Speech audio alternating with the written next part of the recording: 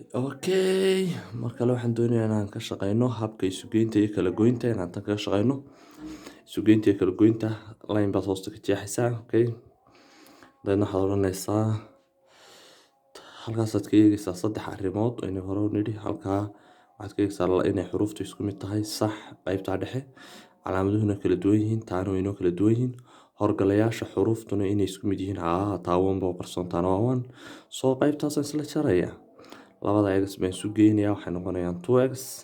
labadaan aan isu geynaya waxay noqonaysaa 12 x-ta saan usoo saaro xagan labo qayb xagana labo qayb x-ta waxay noqonaysaa markaa labadaas la isu qaybiyay 6 yes hay markaa haddana saa usoo saarto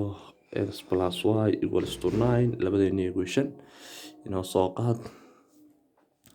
waxaad leedahay x-ta waxaan ku bedelayaa wixii aan soo saaray oo 6 ah x-ta 6 baan ku bedelayaa halkaasina waa y equals to 9 hay 6 kaas iska wareejinaya xaga kala geenaya y kaliya ta halka igu soo hadhay 9 6 kaas markuu wareegana ma isku qaadan